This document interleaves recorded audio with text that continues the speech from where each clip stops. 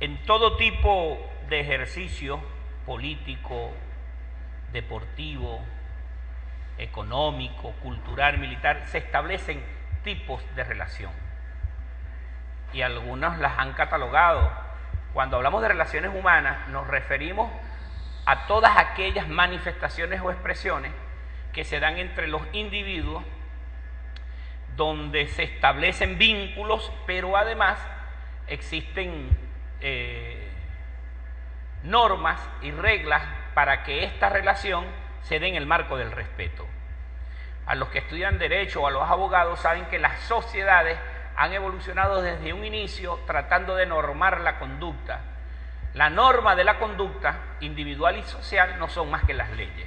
Toda ley busca normar la conducta individual y de la sociedad. Algunas leyes son más normativas, otras son impositivas, pero todas buscan regular la conducta del individuo y de la sociedad.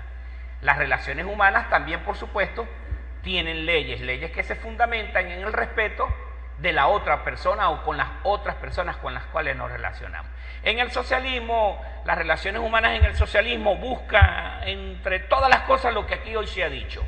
Busca rescatar las relaciones amorosas, pero además busca hacer que la economía sea utilizada para el beneficio de toda la sociedad, pero también busca crear una sociedad donde todos seamos humanos. Una vez en una conversa con el líder del Partido Comunista, yo hablaba con él y decía, ojalá podamos tener una sociedad humanizada y una humanidad socializada.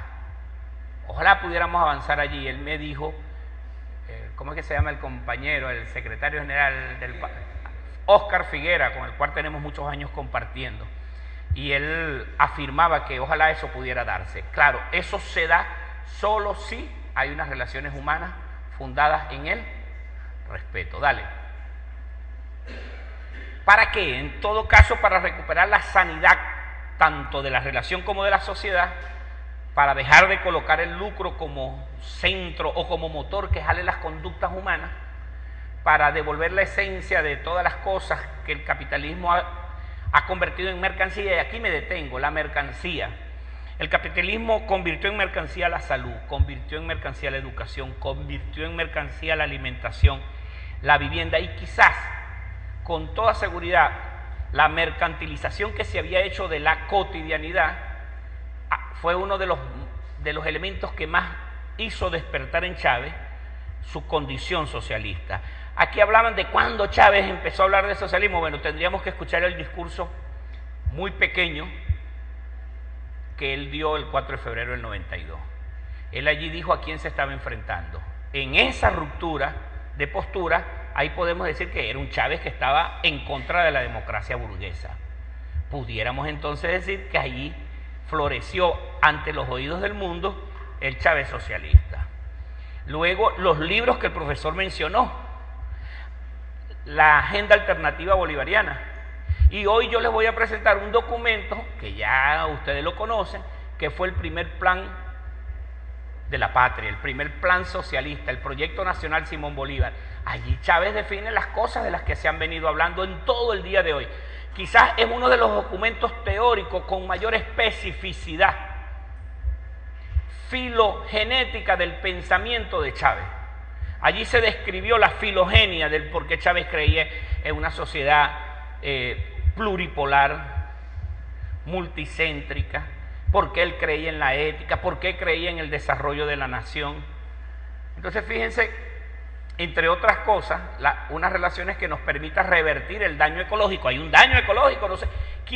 Cuando alguien por allí, los falsos moduladores de la ecología capitalista quieren decir, evitemos que la naturaleza se dañe. No, hay un daño ecológico ya.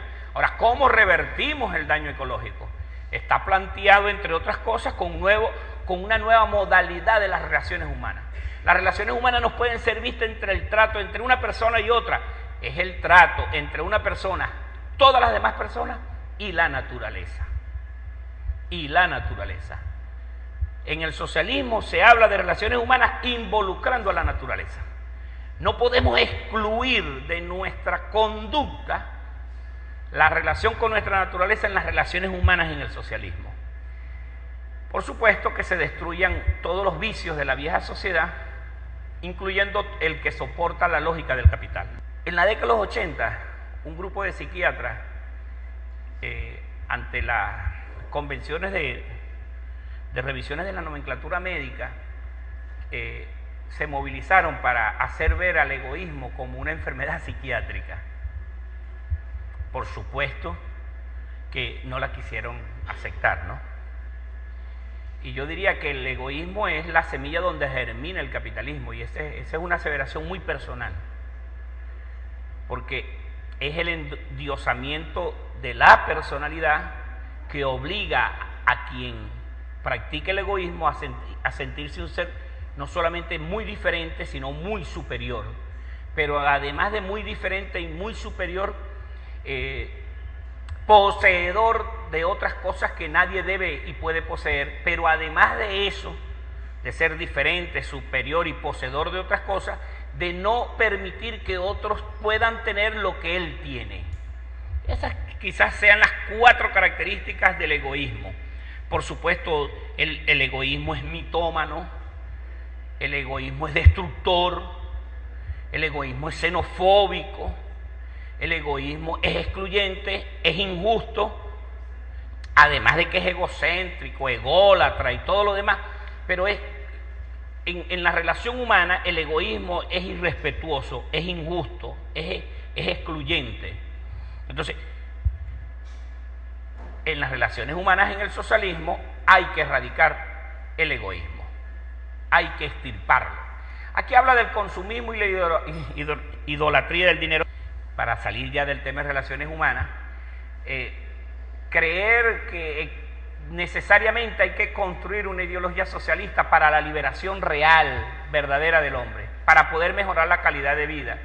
Y por supuesto, quise meter introducir esta nueva sección para estar preparado para combatir la contrarrevolución en cualquier terreno que se plantee y con todos los medios posibles. La revolución bolivariana, después del 5 de marzo del 2013, está viviendo un periodo especial, donde solo con la unidad ideológica y con el chavismo como fuente de fuerza inagotable, nos va a permitir poder enfrentar esto. No hay otra. Quise empezar con este. Es el modelo político de la esperanza, frase extraída de Chávez. El modelo que establece el orden social adecuado para obtener la felicidad, frase utilizada por el comandante Chávez, para la satisfacción de las necesidades como hecho concreto. El péndulo que mueve en la vida del hombre y la sociedad tiene una aguja que caracteriza las necesidades materiales y otras las necesidades espirituales. El socialismo no está reñido ni con lo material ni con lo espiritual, y el modelo de producción socialista busca, a partir de la satisfacción de alguna buena cantidad de necesidades materiales, avanzar en la construcción de un estadio de felicidad social. Cuesta entender esto, me explico. El capitalismo genera violencia, genera guerras, genera distribución injusta de la riqueza, genera las taras o vicios que de allí se desprenden: insalubridad, hambre, miseria, ausencia de casas, dificultad para acceder a los sistemas educativos. Es decir, no hay distribución democrática de la riqueza social. Las mediciones burguesas que existen de la felicidad, y dije que no iba a caminar, pero voy a caminar para acá, las definiciones burguesas de la felicidad están basadas en el consumo de narcolépticos ansiolíticos, es decir, de medicamentos que disminuyan la ansiedad. Así es que se mide la felicidad en el mundo. Es decir, ¿cómo una sociedad es feliz? Si esa sociedad tiene el consumo más bajo de medicamentos antidepresivos o anti-ansiedad, ansiolíticos per cápita. Así mide la felicidad la burguesía.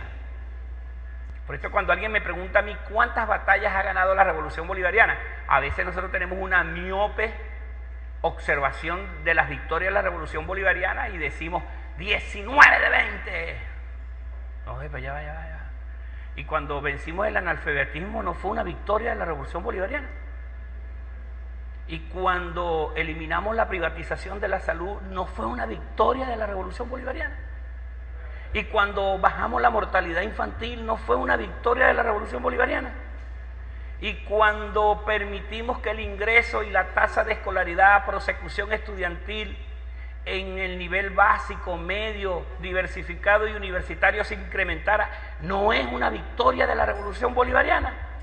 Y cuando construimos una buena cantidad de viviendas para las familias que las necesitaban, no es una buena victoria de la Revolución Bolivariana.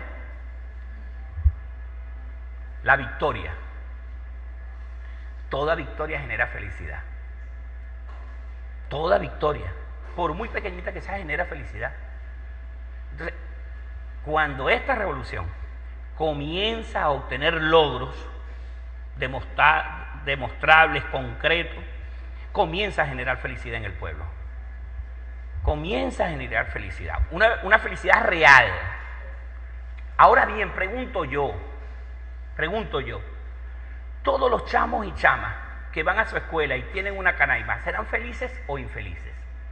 Nadie ha puesto a medir el nivel de felicidad de nuestros niños escolarizados. Es una tarea que el Instituto de Altos Estudios debiera hacer. ¿Cuánta felicidad genera una canaima en un niño? Una table en un estudiante de educación media. ¿Cuánta felicidad genera el acceso a la tecnología, poder realizar las tareas con mayor facilidad, poder fortalecer el proceso de enseñanza-aprendizaje? Pero la felicidad que genera. Entonces, veamos la felicidad entonces como el cambio anímico y de percepción de la vida que tiene alguien cuando suple una necesidad material. Esa es quizás una de las connotaciones que la Revolución Bolivariana le dio a la felicidad a Tomás. Y no es entonces la felicidad medida por la burguesía, que es aquella persona que no toma un antidepresivo o un ansiolítico o un inductor de sueño, por poner así, pues. Entonces, veamos la felicidad como un hecho real y concreto, de nueva forma de ver la vida, con optimismo, en solidaridad, donde un Estado puede atender y mejorar las condiciones de vida. ¿Quién ha medido la felicidad de los ancianos en este país?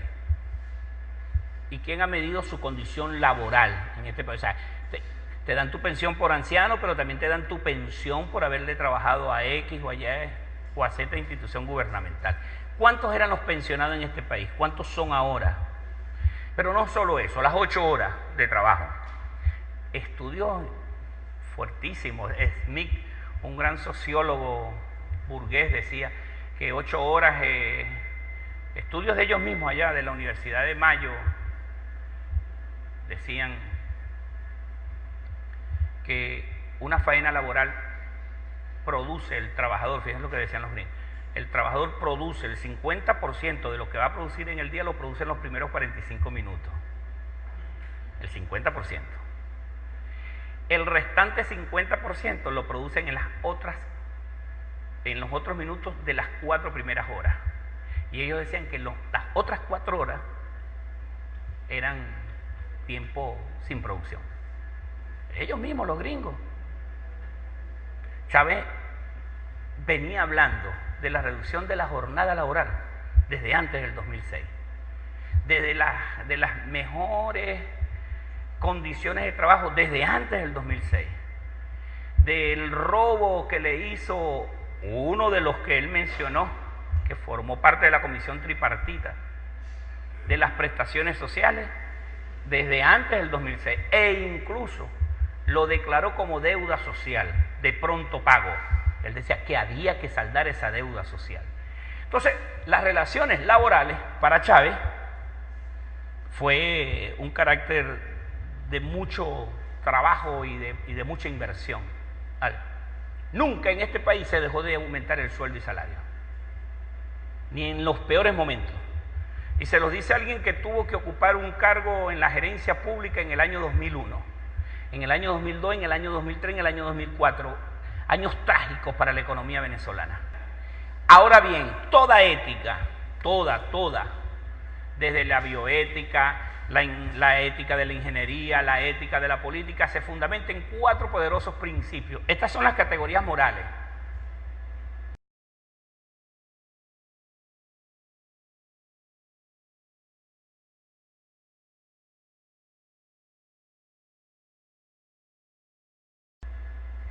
Los 4 principios donde se fundamenta la ética, incluyendo la ética del ejercicio del derecho, es en la beneficencia. Es decir, que todo lo que uno haga debe hacerlo para bien de la sociedad. La no maleficencia, es decir, que uno no debe hacer nada que le haga daño a la sociedad. El tercer principio, el de la independencia, y el cuarto, el del respeto. No podemos irrespetar con quienes tratamos, en este caso, en la política. Dale. Este es el primer documento de gobierno donde comienza a hablarse de la nueva ética socialista. Aparece en el primer plan de desarrollo económico y social de la nación, y en el primer plan nacional Simón Bolívar, el PPS, el Proyecto Nacional Simón Bolívar. Fíjense que cuando comenzamos a verlo, Chávez allí nos plantea tareas, vías, métodos, formas y tiempos. Tareas, vías, métodos, formas y tiempos para alcanzar los objetivos. Cuando nos vamos entonces y nos adentramos en el próximo plan, que es el plan de la patria, también nos los hace de la misma manera. Es decir, Chávez sí fue un excelente ejercitador de la planificación. Chávez definió, cuando el profesor hablaba aquí de las propiedades, no solamente definió y presentó nuevas modalidades de propiedades. Por ejemplo, hay una ley interesantísima que deben leerla ustedes, la ley, dentro de las 6 leyes del poder popular, está la ley de la economía popular. En esa ley de la economía popular aparecen las diferentes formas de propiedades y aparece la propiedad familiar. Ahora, ¿cuántas empresas aquí? Yo no sé si aquí hay abogados que hacen documentos públicos o privados o trabajan en algún registro. Aquí le ponemos las 1001 trabas para el registro de la propiedad familiar. Y el registro de una propiedad familiar es la vía más próxima para poder tener pequeños propietarios libres y asociados, poder ir construyendo las replas. ¿Alguien escuchó hablar aquí de las replas? Las replas, red de productores libres asociados. Bueno, ese es el primer eslabón de una economía socialista. Una economía no puede ser socialista si sus productores no tienen un nivel de libertad. Pero además, si esos productores que creen en el socialismo no solamente están libres, sino que están asociados. Por supuesto, deben estar organizados. Que yo voy a mencionar la guerra económica, pero yo les puedo decir que no es la primera vez que nos estamos enfrentando a una guerra económica. Alguien podrá decir, en el 2000 estaban los paquetes Panarina en los anaqueles. Sí, pero la gente no tenía plata. No tenía cómo adquirirlo. Alguien podrá decir, esta guerra económica que le apareció a Maduro después que Chávez se fue. No, coño, yo era director de un hospital y yo tenía que darle a los pacientes y a los familiares el viernes, después de la revista médica. Todos los que tenían dieta completa, yo los mandaba para la casa. Y le decía, me los traen el lunes. Porque no tenía qué comida darle, ni el viernes, ni el sábado, ni el domingo. Y dice, y cuando me lo traiga el lunes, me lo trae papiadito, esperando a ver si se definía lo que se iba a hacer con ese paciente el martes, pues. Porque es que había una guerra económica. O es que después del golpe todo fue, después que Chávez volvió en abril, todo fue paz, ¿no? Después vino el golpe económico, algunos lo llaman paro petrolero, eso fue un golpe económico. Porque el imperialismo ha entendido que manejando la alimentación puede tumbar gobiernos. Lo ha logrado. Aquí no lo ha logrado, ni lo va a lograr. Entonces, fíjense, la gran misión del proyecto socialista bolivariano es superar la ética del capital, generar una conciencia revolucionaria, eso lo dijo el profesor, y buscar una nueva moral colectiva. Quise empezar esta conferencia con Chávez, quise terminarla con Chávez. Lo dijo el compañero ayer, lo volvió a decir hoy Adán. Hay dos grandes modelos. Chávez no niega que nos estamos enfrentando a un poderoso modelo. No es cualquier cosa. El capitalismo y el otro, el socialismo. Y digo allí, ya no cabe duda de que el camino es el socialismo. Bueno, buenas tardes, espero le haya agradado.